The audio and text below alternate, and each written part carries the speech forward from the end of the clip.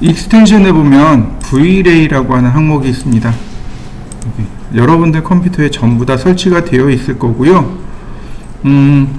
여기 보시면 요 부분이 V-Ray 라이트입니다.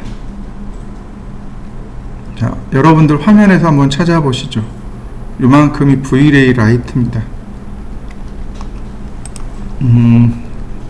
간단하게 사각형을 하나 그려서 보도록 하죠. 5000, 4000. 네, 푸시앤풀 2400.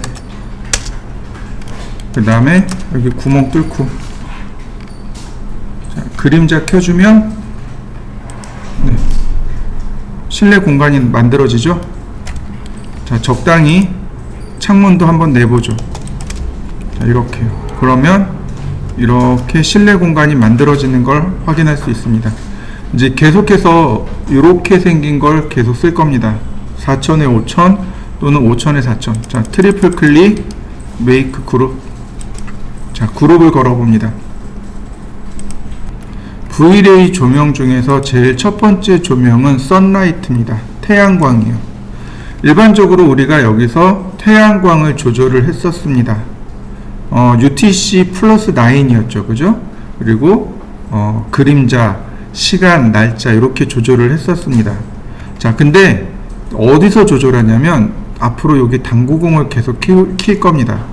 에셋 에디터라고 합니다. 자, 눌러보시죠. 지금 보시는 건 에셋 에디터입니다.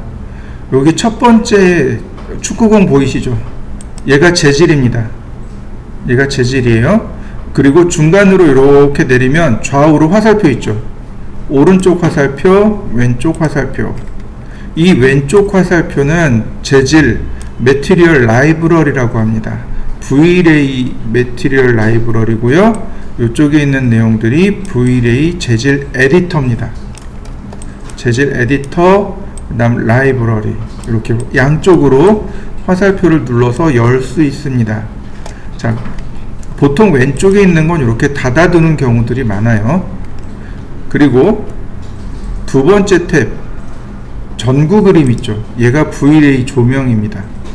여기 선라이트 보이시나요? 태양광이 여기 들어 있습니다. 그 다음 V-Ray 지오메트리라고 나옵니다. 여기 보시면 뭐 많이 쓸 건 아니지만 하나 설명을 드릴 겁니다. 여기 플랜, 그러니까 인피니티 플랜하고 그 다음에 퍼 정도는 우리가 쓸 수 있어야 돼요.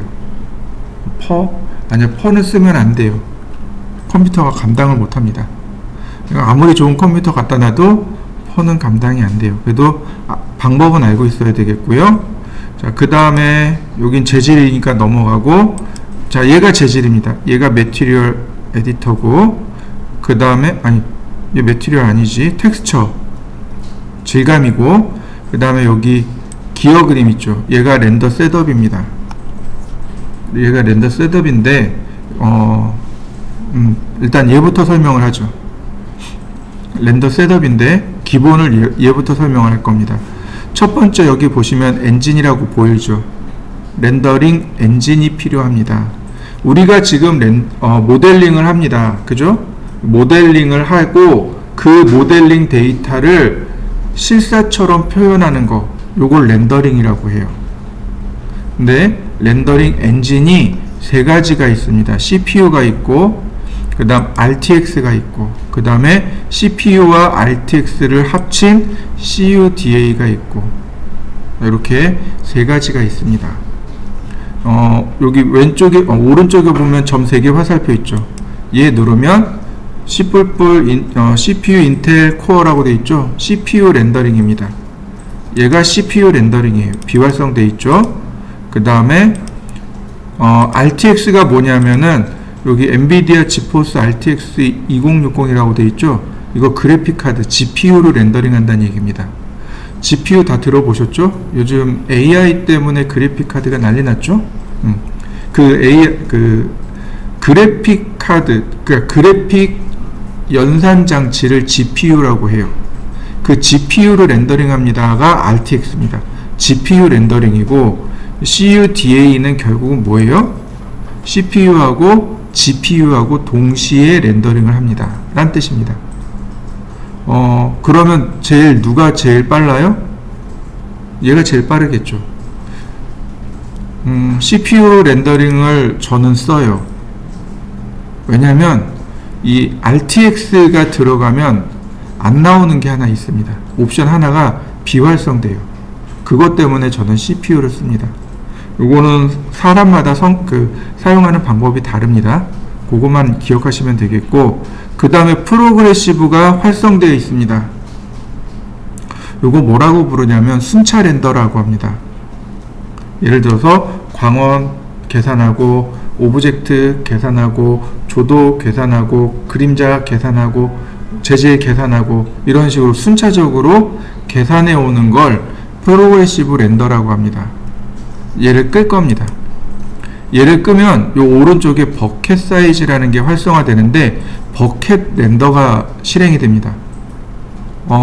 버켓 렌더가 조금 더 빠르다고 합니다. 이 프로그레시브 렌더보다 버켓 렌더가 조금 더 빠르다고 해요, 사람들이. 그래서 프로그레시브 렌더보다는 버켓 렌더를 쓰시는 게 조금 낫겠고요. 그 다음에 그 아래 보시면 퀄리티가 있습니다. 품질입니다. 렌더링된 이미지에 대한 품질을 여기서 조절해 주는데, 이거 미디엄 플러스 하이 플러스, 그러니까 베리 하이까지 있고, 미디움 밑에 로우, 베리 로우까지 있습니다. 기본값은 미디움, 중간 값이에요. 중간 품질이란 얘기인데, 만약에 여러분들이 최종 렌더링을 할 겁니다. 그러면 이렇게 하이 플러스로 놓으시면 됩니다. 미디움에 비해서 하이 플러스가 한 2배 느리다라고 보시면 맞아요. 왜냐면 고품질 렌더링을 해야 되거든요. 그러니까 계산해야 될 게 더 많아지는 거예요. 당연히 느려질 수밖에 없습니다. 여러분들은 일반적으로 볼 때는 그냥 미디움 놓으시면 돼요. 그 다음 업데이트 이펙트가 at the end로 되어 있습니다. 이펙트면 효과죠. 이 뒤에 여기 나와 있는 이런 효과들을 언제 적용할 거냐, 렌더링 다 끝나고 마지막에 적용하겠습니다, 이런 얘기예요. 근데 만약에 얘가 이렇게 쭉 앞으로 갑니다. 베리 오픈, 네, 무슨 얘기예요? 라피드, 매우 빠르게. 그러니까 다시 말해서 렌더링 하기 전에 나머지 옵션, 그러니까 이펙트, 효과들을 다 계산하고 그 다음에 렌더링 한다, 이런 얘기예요. 굳이 이러실 필요는 없습니다. 이거는 at the end, 그러니까 결과 렌더링 계산 다 끝나고 마지막에서 넣으시면 돼요. 그 다음 디노이저, 노이즈가 생깁니다. 우리가 조명이 부족하면 노이즈가 생겨요. 점점 노이즈가 생깁니다. 점이 생겨요. 근데 일부러 점을 만들 수도 있어요. 그 필름 효과 있죠. 필름 효과를 주려면 비네팅이라는 효과하고 노이즈 효과를 주면 돼요. 근데 우리는 필름 효과하고 비네팅 효과 굳이 주지 않아요. 그래서 얘를 켜줍니다. 그럼 렌더링 다 하고 그 다음에 노이즈를 얘가 한번 다 제거를 해줍니다. 카메라하고는 넘어가고, 그 다음에 인바이런먼트라고 있습니다. 이게 이제 대기 효과인데 다른 건 다 몰라도 요 GI는 켜주세요. GI가 글로벌 일루미네이션의 약자입니다. 여기 오른쪽에 보면 글로벌 일루미네이션이라는 항목 있죠. 바로 요 항목이에요. 이게 뭐냐면은요, 광원이 여기 있습니다. 광원이 여기 있고 여기서 빛의 입자가 이렇게 나오겠죠. 사물에 닿았습니다. 그럼 빛의 일부는 흡수가 되고 빛의 일부는 이렇게 튕겨서 반사돼서 나갈 거예요. 광원에서 나오는 요 첫 번째 요거를 프라이머리 레이라고 합니다. 주광원. 근데 사물에 부딪혀서 이렇게 튕겨나간 요 조명 있죠. 얘를 세컨더리 레이라고 합니다. 2차 광원. 요 2차 광원을 계산해 주세요 라는 뜻입니다. 맥스 같은 경우는요, 2차 광원이 계산이 안 돼요. 정말 어떤 일이 일어나냐면 빛이 사물을 투과해서 그냥 지나가요. 그림자를 만들어 놔야 비로소 되는데 2차 광원선은 아예 계산 자체를 안 해요. 그래서 V레이라든지 멘탈레이라든지 아놀드라든지 이런 것들을 쓰는 겁니다. 얘네들은 2차 광원을 계산하거든요. 그런데 얘가 어디 부딪혀서 또 이렇게 반사하잖아요. 이런 거를 쭉 계산해 줍니다. 그게 GI 값이에요. 그리고 이 2차 광원의 밝기 값이 1로 잡혀 있다는 얘기입니다. 어둡잖아요. 이거 올려주면 밝게 나옵니다. 자, 렌더링을 할 겁니다. 여기 주전자 있죠. 주전자 누르시면 돼요.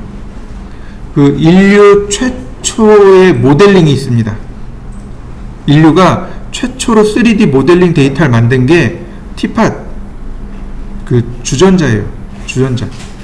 그 찬물 우려내는 주전자 있죠? 그거예요. 그래서 인류가 그걸 기념하기 위해서 이 렌더링 명령은 전부 다 주전자 쓰고 있습니다.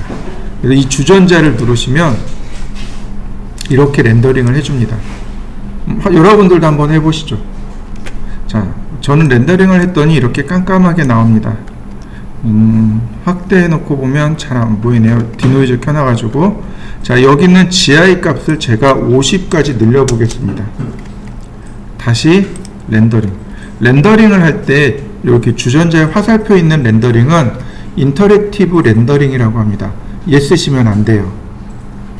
이거 실시간 렌더입니다. 실시간 렌더면 내가 화면 바꾸면 바로바로 바뀌고 렌더링 되겠네요. 네, 돼요. 근데 퀄리티는 조금 안 좋습니다. 근데 문제는 이거예요. 렌더링 할 때 계속 메모리를 쓰고 있습니다. CPU 계속 돌아가고 있어요. 그럼 여러분들 컴퓨터가 감당을 못합니다. 그래서 요 인터랙티브 렌더는 쓰지 마시고 오른쪽에 있는 요 주전자 눌러주시면 돼요. 그러면 어떤가요? 밝아진 거 보이시나요? 여러분들도 GI 값을 눌러서 화면의 밝기를 조절해 보시죠. 자, 그 다음에 오른쪽으로 넘어가죠. 제가 디노이저를 끌 겁니다. 디노이저를 끌 거예요. 그리고 다시 렌더링. 그러면 이렇게 지금 점점 보이시나요? 이런 점들? 이런 게 노이즈입니다. 확대해 놓고 보면 이렇게 여기 면이 울긋불긋할 겁니다. 요게 노이즈입니다. 이 노이즈를 없애는 게 바로 디노이즈예요.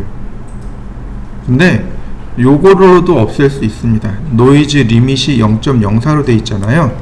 이 노이즈 리밋을 지금 보시면 화면 보시면 이렇게 울긋불긋한 거 보이시나요? 이렇게 이 노이즈 리밋을 0.01로 바꿔 놓으시면 노이즈를 어느 정도 잡을 수 있습니다. 다만 리밋이 작아지니까 어떻게 해요? 얘가 조금 더 세밀하게 계산해야 돼요. 그래서 렌더링 속도가 느려집니다. 그리고 여기 보시면 네모난 사각형 왔다 갔다 하는 거 보이시나요? 다시 한번 볼까요? 자, 렌더링. 그러면 여기 네모난 사각형 요 왔다 갔다 하는 거 보이시죠? 얘가 버킷입니다. 요 버킷의 크기가 32라는 얘기입니다. 가로 32픽셀, 세로 32픽셀이라는 뜻입니다. 자, 그 다음 밑으로 쭉 넘어갑니다. 그 다음 안티알리아싱 필터라는 게 있습니다. 안티알리아싱이라는 게 뭐냐면요, 요렇게 지금 보시면 이런 사선들 같은데 보면 여기가 요런 부분들 보이시나요? 요렇게 그러니까 선들이 이렇게 딱 끊어지지 않고 부드럽게 연결되어 있죠. 요런 거 지금 제가 마우스로 가리키는 요 부분, 요 라인, 그다음 여기 원래는 이렇게 계단져야 돼요. 원래는 계단식으로 들어가야 되는데 요거를 잡아주는 게 안티알리아싱이라고 합니다. 요렇게 만들어준 걸 안티알리아싱이라고 하는데 요거 계산하는 방식이 조금 있어요. 요만큼 있습니다. 그 중에 얘네들 중에 여기 캔물롬 있죠.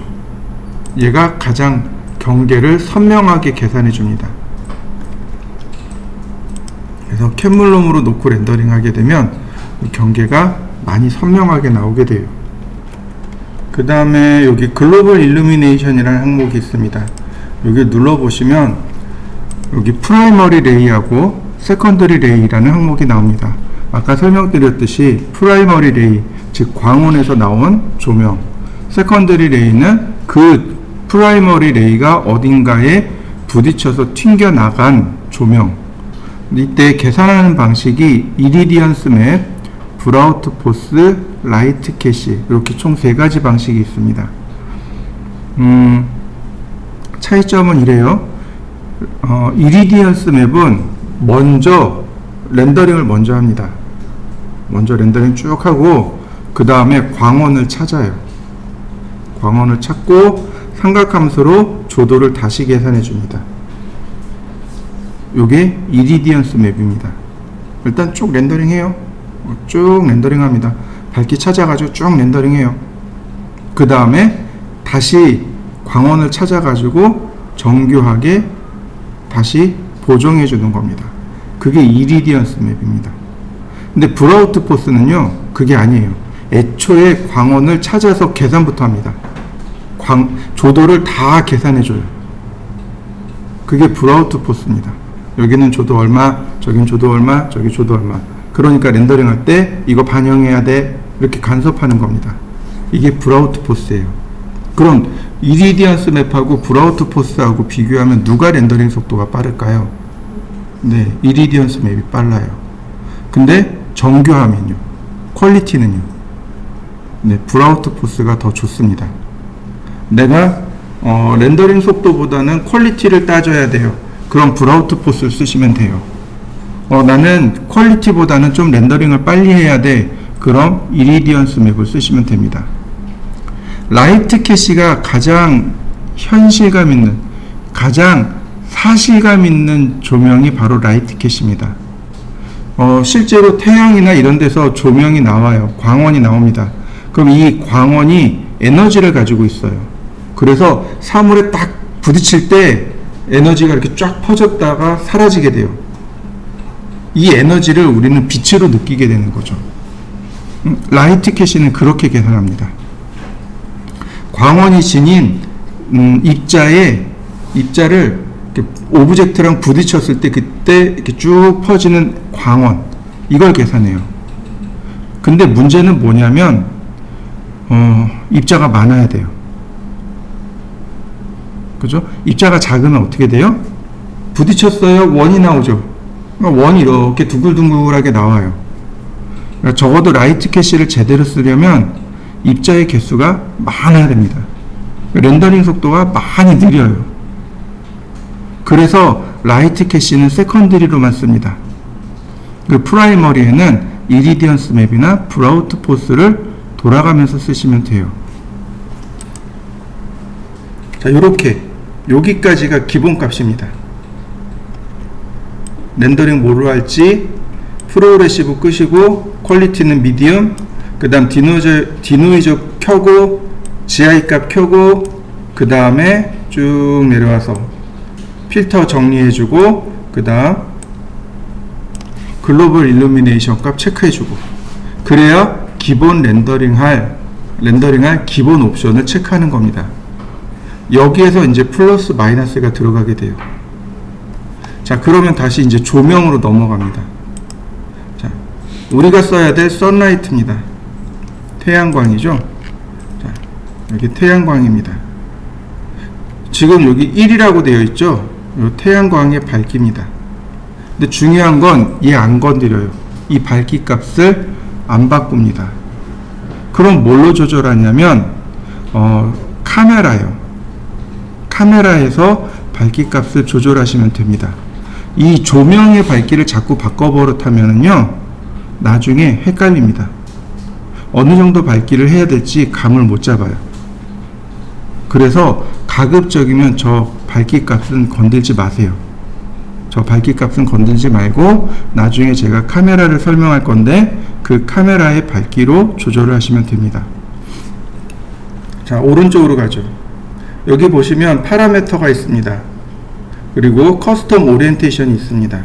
이거 뭐냐면 사용자가 선라이트 대신에 임의의 라이트, 그러니까 선라이트의 위치를 조절하는 겁니다. 자, 이거 하기 전에 하나 더요. 요 옵션 있죠. 여기 인피니티 플랜이라고 하는 항목입니다. 무한대의 평면이에요. 무한평면이라고 하고 쭉 들어와서 클릭 한번 딱 해주면 그걸로 끝납니다. 지금 여기 요 아이콘 보이시나요? 여기에 무한대의 평면이 들어온 겁니다. 차이를 잘 모르겠어요. 다시 한번 보도록 하죠. 제가 이렇게 렌더링을 할 겁니다. 자, 보이시나요? 여기 그림자 안 받아준 거 보이시나요? 그림자 안 받아줘요. 아무것도 없기 때문에, 허공이 붕 떠 있기 때문에 그림자를 안 받아줍니다. 자, 다시 한번 봅니다. 인피니티 플랜을 클릭했습니다. 자, 그 다음 제가 이렇게 화면을 뉘어보도록 하죠. 그리고 렌더링. 그럼 바닥 부분이 하얗게 해서 여기 지평선 만든 거 보이시나요? 여기 그림자도 들어간 거 보이시나요? 여러분들도 한번 해보시죠. 그냥 렌더링 한번 하시고 인피니티 플랜 한번 넣어주시고 렌더링 하시고 2번 렌더링 하시면 금방 비교됩니다. 그 다음에 또 보시면은요, 여기 오리엔테이션입니다. 동서남북이에요. X축, Y축, 마이너스 X, 마이너스 Y죠. 이게 무슨 얘기냐면 X축, Y축이란 얘기예요. 그러면 태양은 지금 현재 어딨냐면 여기 있어요. 이쪽에서 이렇게 비치고 있다는 얘기입니다. 자, 그 다음에 영도입니다. 여기서 이렇게 비치는 거예요. 이렇게 비치고 있는 거죠. 이렇게 올라와야 되겠죠. 그러니까 얘를 이렇게 올립니다. 그러면 여기 미리 보기 보이시죠? 영도가 그라운드란 말이죠. 그라운드에 있다는 얘기는 뭐예요? 태양이 그라운드에 있다는 얘기는 뭐예요? 해 뜨기 직전이나 해 지기 직전이라는 얘기죠. 자, 그 다음 위로 올라갈수록 어떻게 돼요? 밝아지는 거죠. 자, 이렇게 해놨습니다. 그러면 태양이 이렇게 비친다는 얘기예요. 이쪽이 플러스 Y, 이쪽이 플러스 X니까 이렇게 비친다는 얘기입니다. 그림자가 이쪽이 아니고 이쪽에 맺어질 겁니다. 자, 렌더링.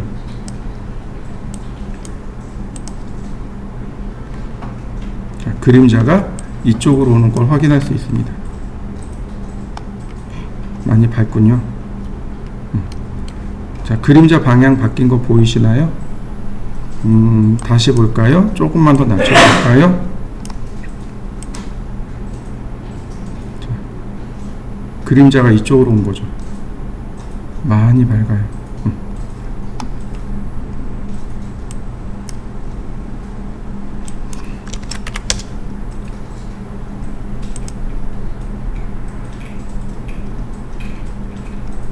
자, 여러분들도 렌더링을 해보시죠. 저는 그림자의 방향이 이쪽으로 바뀐 걸 확인할 수 있는데 너무 밝다 보니까 제대로 안 보이네요.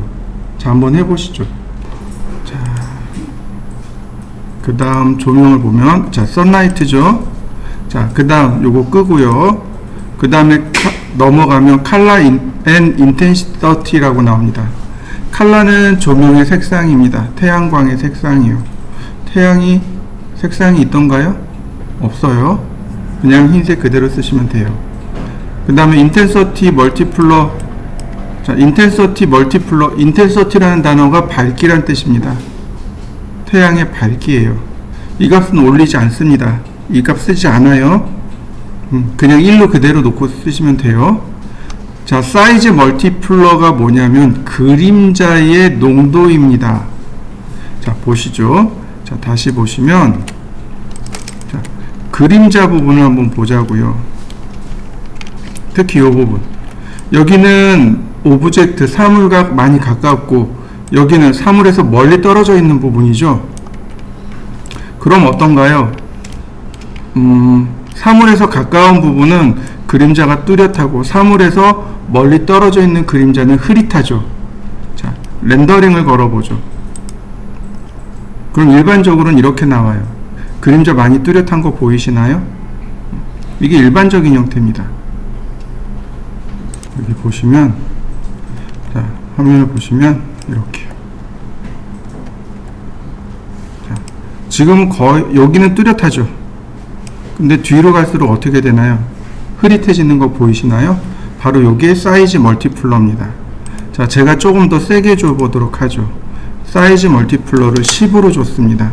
자, 다시 렌더링. 그러면 여기가 뒤에가 많이 흐려지는 걸 확인할 수 있습니다. 오브젝트랑 가까운 데는 또렷해지고 멀리 있는 곳으로 갈수록 흐릿해지는 거, 그게 사이즈 멀티플러입니다. 자, 이렇게 그림자가 멀리 떨어질수록 흐릿해지는 거죠. 형광등 같은 경우가 그렇죠. 형광등 같은 경우가 그림자가 이렇게 막 퍼지듯이 나오죠. 그럴 때 사이즈 멀티플러를 높이시면 됩니다. 근데 태양광 같은 경우는 그림자가 또렷하죠. 그럴 때는 사이즈 멀티플러를 낮추시면 되고요. 그 다음에 하늘 모형이 있습니다. 여기가 하늘 모형이에요. 자, 그 렌더링을 할 때는 이렇게 하늘을 봐야 됩니다. 이렇게 하늘 모형을 보시면 되겠고요. 여기 보면 호색 L이라는 게 있고요. 얘는 이제 일반적인 거고, 딱히 그냥 기억해야 될 만한 게 여기 클리어라는 단어가 있죠. 클리어라는 단어는 비가 온 뒤에 맑은 하늘이요. 비 온 뒤에 맑은 하늘을 표현할 때 클리어를 쓰시면 됩니다. 그러면 하늘이 맑고 깨끗한 하늘이 이렇게 나옵니다. 이렇게. 자, 그에 비해서 오버캐스트라는 게 있습니다. 오버캐스트는요, 비 오기 직전에 흐리멍텅한 하늘입니다. 이게 잿빛 하늘이요. 자, 클리어 스카이가 하나 또 있습니다. PRG 클리어 스카이가 하나 또 있어요. 얘도 역시 맑고 깨끗한 하늘을 표현할 때 사용합니다. 호색의 L은 그 시간에 따라서 하늘을 이렇게 표현해 주는 걸 호색의 L이라고 합니다. 보통은 이렇게 호색의 L을 사용하시면 돼요. 자, 그 다음에는 뭐 트러비티하고 오존이 있네요. 트러비티는 먼지고 오존은 말 그대로 그냥 오존층이죠. 트러비티의 숫자가 높으면 높을수록 하늘은 잿빛이 됩니다. 트러비티의 숫자가 낮으면 하늘은 맑고 청명합니다. 오존은 트러비티와 반대로 갑니다. 오존이 두꺼우면 두꺼울수록 하늘은 맑고 투명하게 나옵니다. 이렇게 맑고 투명한 하늘이 되고요. 반대로 오존이 낮으면 하늘은 하늘은 이제 좀 잿빛이 되는데 오존 가죽은 티가 안 나요. 트러비티랑 같이 쓰시면 됩니다. 이렇게 오존이 얇고 그 다음에 먼지가 많은 날, 먼지가 없고 오존이 두꺼운 날, 이렇게 하늘이 맑고 청명하게 나올 수밖에 없는 이유가 됩니다. 이건 크게 중요한 거 아니고, 자, 그 다음에 알베도 칼라라는 말이 나옵니다. 이 알베도 칼라가 뭐냐면 이거 인피니티 플랜을 지워놓고 봐야 돼요. 인피니티 플랜 지우고 알베도를 보시면 지금 보시면 이 부분 있죠. 이 바닥부터 해서 여기까지가 알베도입니다. 여기가 알베도예요. 바닥 부분을 알베도라고 합니다. 그래서 바닥 부분의 색상을 말합니다. 지금 보시면 0.485로 되어 있네요. 자, 제가 흰색으로 놔봤습니다. 렌더링. 바닥이 하얗게 나오는 거 보이시나요?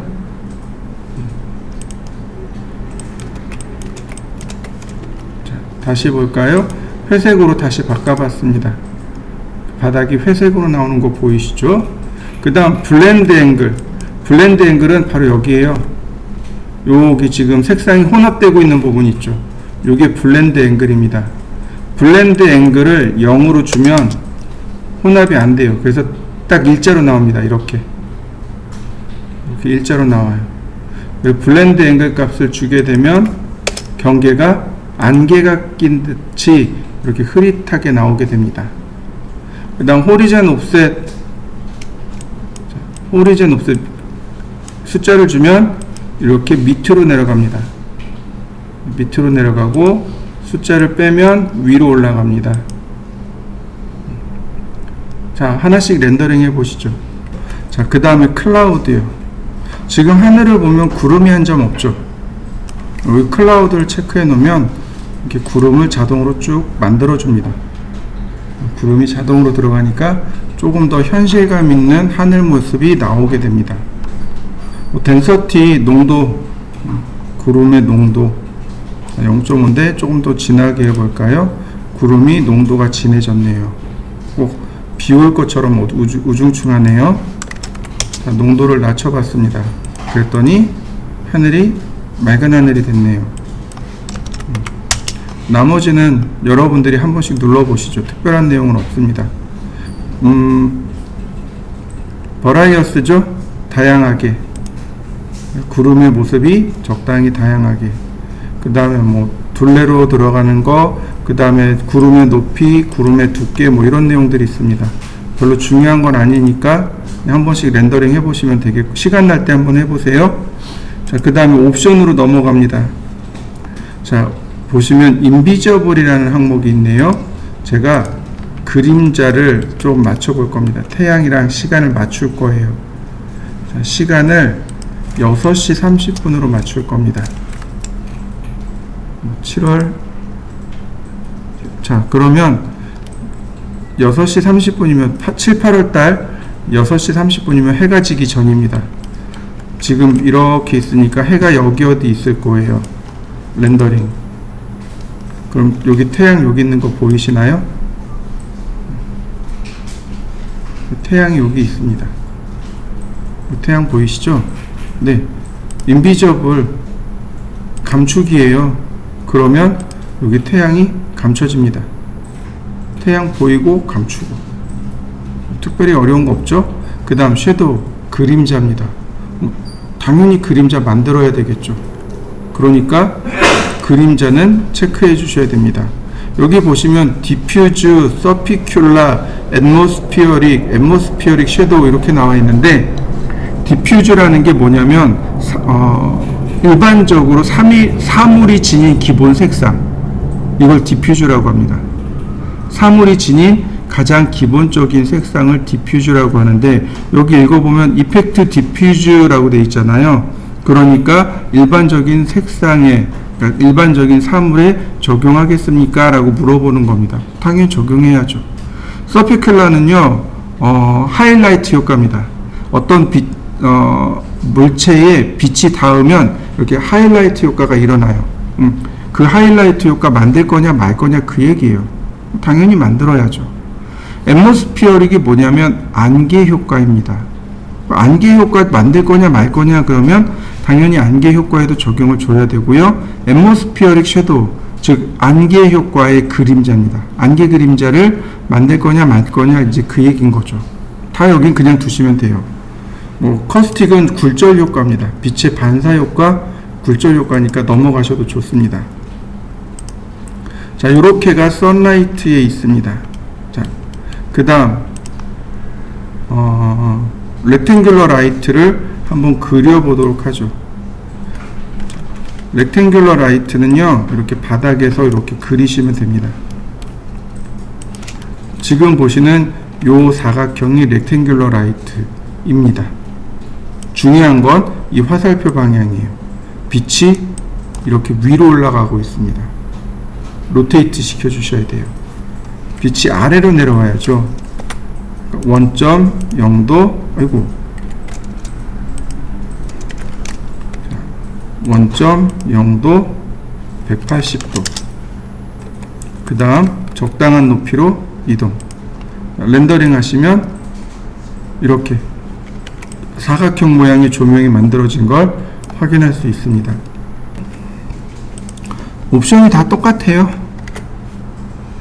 자, 조명의 색상, 인텐서티, 조명의 밝기, 그 다음에 여기 조명의 단위가 나오네요. 조명의 단위입니다. 루미넌스 파워가 있고 루미넌스가 있습니다. 루미넌스 파워는요, 조명에서부터 나오는 광량, 그 광원의 양을 따지는 게 루미넌스입니다. 근데 그 아래 루미넌스는 1m 제곱당 들어오는 빛의 양을 따지는 겁니다. 루미넌스 파워는 광원에서 나오는 빛의 양, 루멘이라고 합니다. 보통 루멘이라고 하고, 루미넌스는 가로 세로 1m 제곱당 들어오는 루멘의 양입니다. 이거 이렇게 보시면 돼요. 여러분들 빔 프로젝터 많이 좀 보셨나요? 요즘 캠핑 막 유행하면서 그 캠핑장 가서 빔 프로젝트로 보잖아요. 저희도 이제 빔 프로젝트가 있고, 근데 그 빔 프로젝터가 루멘으로 따지는 게 있습니다. 되게 싸요. 한 15만원, 20만원짜리도 있고 한 30만원짜리도 있습니다. 뭐라고 쓰냐면 한 2000루멘 정도 나와요 라고 해요. 되게 좋은 것처럼 이야기합니다. 근데 중요한 건 그거예요. 광원에서 빛이 나오는 게 2000루멘이 나온다는 얘기예요. 광원이 되게 밝다는 얘기죠. 근데 중요한 건 스크린에 도달하는 빛의 양이 얼마인지 안 적어놨습니다. 근데 다른 빔 프로젝터 하나는 안시라는 걸 따집니다. 얘는 2000안시예요. 얘는 4000안시예요. 이렇게 얘기해요. 그게 뭐냐면은 이 스크린에 도달하는 빛의 양이 2000개 정도 옵니다. 라는 뜻이에요. 루미넌스 파워가 루멘입니다. 즉 빔 프로젝터에서 나오는 빛의 양을 따지는 거고, 루멘이라고 되어 있는 게 바로 안시입니다. 조명 원으로부터 1m 제곱 떨어져서 1m 떨어져서 가로 세로 1m 안에 들어오는 빛의 양, 이걸 따지는 게 루미넌스입니다. 안시예요. 안시가 높은 게 좋은 빔 프로젝터입니다. 아무리 저기서 빛이 많이 나와도 여기 도달 못하면 끝장이거든요. 그래서 루멘으로 따지는 그 빔 프로젝터들은 깜깜한 밤중에만 쓸 수 있어요. 집에서 쓰려면 암막 커튼 다 쳐놓고 써야 돼요. 근데 안시로 따지는 건 그냥 이렇게 불 켜놓고도 편하게 볼 수 있습니다. 자, 그 다음에 라디언트 파워가 있고 라디언스가 있습니다. 단위가 W로 되어 있는데 와트라고 합니다. 근데 여기 나와 있는 와트가 전력의 단위가 아닙니다. 조명의 단위예요. 이게 달라요. 여기서 말하는 와트는요, 복사선이라고 합니다. 어떤 광원마다, 물체마다 자기 스스로 이렇게 빛을 내는, 그리고 자기 스스로 이렇게 광선을 이렇게 쏘아내요. 그걸 복사선이라고 하는데, 그 복사선의 양을 가지고 밝기를 조절하는 게 바로 와트입니다. 이 루미넌스 파워나 루멘은 똑같아요. 루미넌스하고 라디언스라고 되어 있죠. 이 두 개가 똑같습니다. 굳이 단위까지 주지는 않습니다. 자, 그 다음 쉐입의 형태가 렉탱글이냐 디스크냐. 디스크 원반이란 얘기예요. 이렇게 원반 형태. 자, 렌더링을 하게 되면 지금 현재 원반으로 바뀐 거 보이시나요? 아까 사각형이었는데 이렇게 원반으로 바뀌게 됩니다. 자, 렌더링 한번 해보시죠. 사이즈 있네요. 크기요. 원반의 크기 적당히 쓰시면 되겠습니다. 여기 렉탱글러 써도 크기가 있네요. 그 다음에 밑으로 내려가면 요거는 이제 좀 알고 있어야 될 게 있는데 노디케이라는 말이 나옵니다. 디케이가 뭐냐면은요, 감소요. 감소. 빛이 나오잖아요. 그럼 광원에서부터 무한정 똑같은 밝기로 나가지 않습니다. 거리에 따라서 조금씩 줄어들어요. 만약에 노디케이를 체크해 버리면 감소 효과가 없습니다. 그래서 굉장히 밝게 나와요. 감소 효과입니다. 감소 효과. 디케이라는 말이 계속 나올 겁니다. 디케이를 체크하시면, 그러니까 노디케이를 체크하면 빛이 감소하지 않습니다. 그 다음에 더블 사이드라는 항목이 있습니다. 지금 보시면 조명이 여기 있는데요, 빛이 이렇게 나옵니다. 이 위쪽도 갔으면 좋겠어요. 이럴 때 더블 사이드를 체크하면 빛이 위아래로 이렇게 같이 올라갑니다. 보시면요, 제가 여기서 지울 거예요.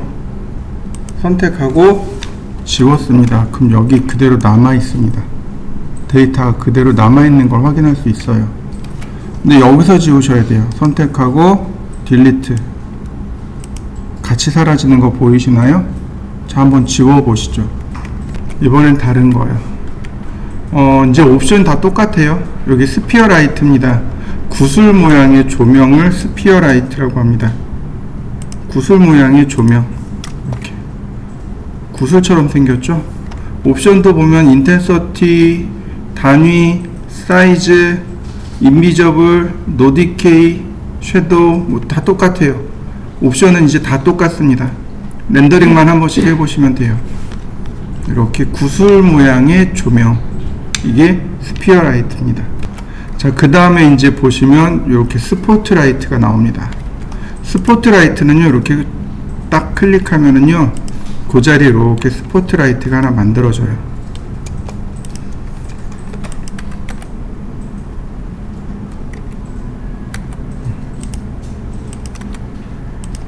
스포트라이트 렌더링 하면은요, 요 주변으로만 렌더링이 들어갑니다. 지금처럼 이렇게요. 이렇게 뿔 모양으로 조명이 들어가죠. 스포트라이트는 부분 조명입니다. 전체 조명이 아니고 부분 조명이 됩니다. 자, 여러분들도 스포트라이트를 한번 넣어 보시죠. 보시면은요, 스포트라이트 보시면은요, 여기 인텐서티가 있고 유닛이 있고, 여기 보면 콘앵글하고 푸넘바 앵글이 있습니다. 이게 뭐냐면은요, 광원이 있으면 기본적으로 조명이 이렇게 들어가요. 근데 이렇게 끝나는 게 아니고 사실은 여기서 빛이 이 방향으로 이렇게 소멸이 됩니다. 소멸이 되는 거예요. 그래서 이 안쪽에 있는 걸 콘앵글이라고 하고, 이 바깥쪽에 빛이 소멸되는 거, 이걸 푸넘바 앵글이라고 합니다. 콘앵글과 그러니까 푸넘바 앵글이 0이면요, 얘가 정말 또렷하게 나옵니다. 자, 옵션을 여기다 걸어 볼까요? 자, 렌더링. 그러면 이렇게 조명이 이렇게 또렷하게 나와요. 지금 조명이 이렇게 또렷하게 나오는 거 보이시죠? 이렇게 조명이 또렷하게 나옵니다. 그에 비해서 푸넘바 앵글이 커지게 되면 조명이 흐릿해집니다. 여기 테두리가 이렇게 뿌옇게 흐려지게 돼요. 자, 다시 한번 볼까요? 이번엔 뭘 조절할 거냐면, 여기 여기 디케이라는 항목이 있습니다. 디케이가 너무 센 거예요. 인버스 스퀘어인데 눌러보시면 no decay, 감소하지 않습니다 라는 뜻이에요. 인버스라는 얘기는 조명으로부터 거리에 비례해서 감소해야 됩니다. 얘 쓰셔야 돼요. 인버스 스퀘어는 거리의 4배로 제곱해서 조명을 감소시킵니다 라는 얘기고, 인버스 큐브는 6제곱입니다. 그러니까 인버스로 놓고 다시 한번 렌더링을 해보시면 돼요. 그러면 빛이 조금 더 밝게 나올 겁니다. 만약에 얘가 안 되면 노 디케이로 놔보세요. 디케이를 노 디케이로 놓고 나면 감소하지 않기 때문에 더 밝게 나오게 됩니다. 자, 한번 해보시죠. 자, 그 다음에 이제 이 스포트라이트를 쓰는 방법이요. 자, 제가 원하는 건 좀 달라요. 내가 원하는 건 여기서부터 이렇게 쓰기를 원해요. 스포트라이트가 일자로 떨어지고 있잖아요. 근데 그게 아니고 여기서부터 이렇게 떨어지길 원해요. 자, 스포트라이트를 제가 Shift 키를 누른 상태에서 스포트라이트를 클릭합니다. 그러면 이렇게 방향을 내가 지정해 줄 수 있습니다. 첫 번째는 방향이고요. 두 번째는 콘앵글, 세 번째는 푸넘바 앵글입니다. 자, 렌더링을 하면 내가 원하는 만큼 볼 수 있게 됩니다.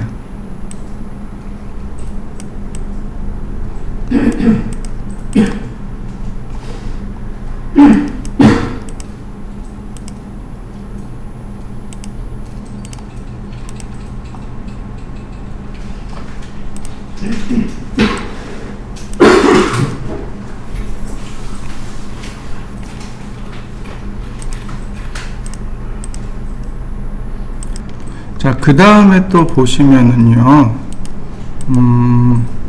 IES 라이트라는 것이 있습니다. 오른쪽에 보면 IES 라이트, 일루미네이션, 조명, 엔지니어링, 소사이어티. 즉, 다시 말하면 조명을 만드는 엔지니어들의 모임이란 뜻입니다. 여기서 무엇을 얘기했냐면 조명을 만들면 그 조명의 조도라든지 조명이 어떻게 비추는지 이런 것들을 파일로 만들어서 조금 남겨놓자라고 했습니다. 그게 IES 파일이 됩니다. 그 파일을 불러들여서 조명 효과를 만드는 겁니다. 자, 제가 똑같이 클릭을 했습니다. 그러면 자, 이렇게 대화 상자가 뜨는데요. 자, 저는 제 컴퓨터에 있으니까 제 컴퓨터에 있는 내용을 가지고 해보도록 하죠. 여기 IES 파일이 여기 있습니다. 자, 보시면은요, 요 샘플들입니다. 19번 파일이 되게 특이하게 생겼어요. 12번, 19번 이런 게 좀 특이한데 19번 파일. 자, 제가 19번 파일을 이용해서 열기. 자, 그 다음에 똑같이 이렇게 클릭해 봤습니다. 조명이 여기서부터 밑으로 이렇게 내려가게 됩니다. 내용을 보시면 특별히 다른 내용은 없습니다. 그냥 파일의 이름, 그 다음 형태가 포인트라는 거, 이 정도밖에 없습니다. 렌더링을 하게 되면 자, 이렇게 조명 효과가 만들어집니다. 그림과 같은 형태의 조명이 만들어져요. 이렇게 보시면 이런 형태의 조명을 만드는 걸 확인할 수 있습니다. 이게 IES 라이트입니다. 자, 다른 조명들도 보시죠. 자, 그 다음에 이제 옴니라이트라는 게 나옵니다. 옴니라이트가 좀 중요해요. 옴니라이트라고 하는 것은요, 점광원이라고 합니다. 이렇게 꾹 찍으면 이렇게 점만 나와요. 이렇게 점만 나옵니다. 여기 앞에 나왔던 스피어 라이트하고 거의 비슷한데 얘는 점광원이라고 합니다.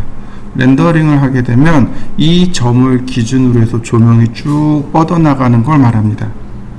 우리 예전에 썼던 촛불 같은 거, 백열등 같은 거 이런 것들이 점광원에 해당합니다.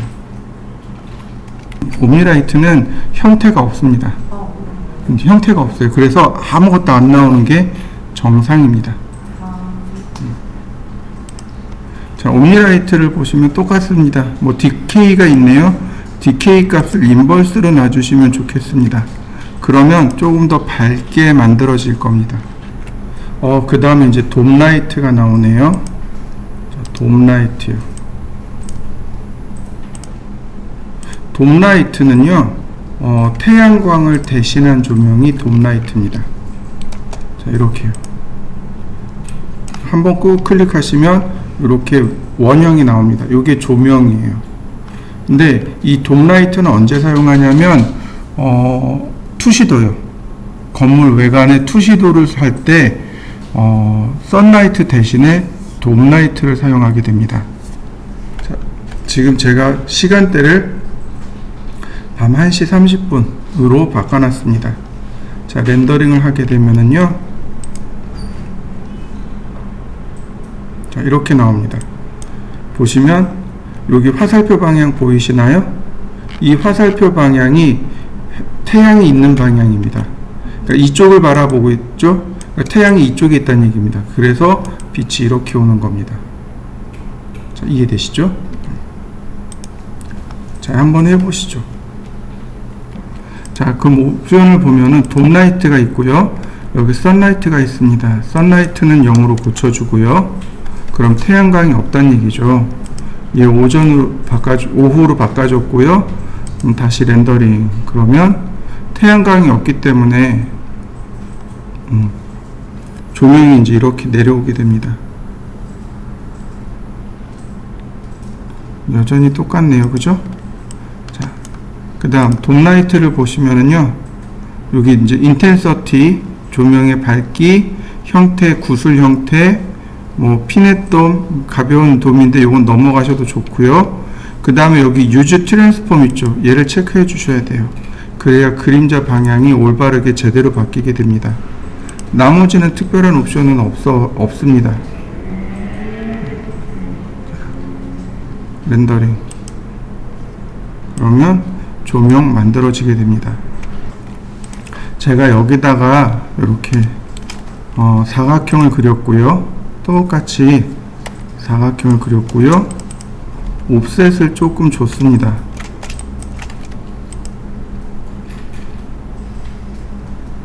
자, 가운데 지우고요. 그 다음 푸시 앤 풀 제가 이렇게 조금만 줬습니다. 트리플 클릭, 메이크 그룹. 자, 저처럼 이렇게 조그맣게 하나 만들어 보시죠. 이렇게 그룹을 만들게 되면 맨 마지막에는 이 옵션이 활성화됩니다. 메시라이트.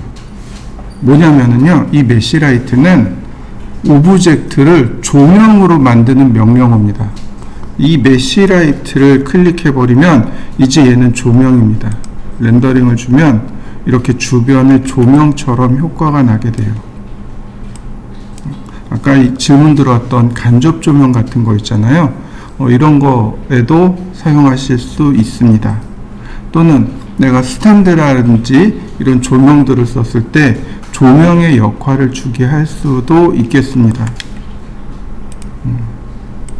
역시 옵션은 여기 인텐서티 밖에 없습니다.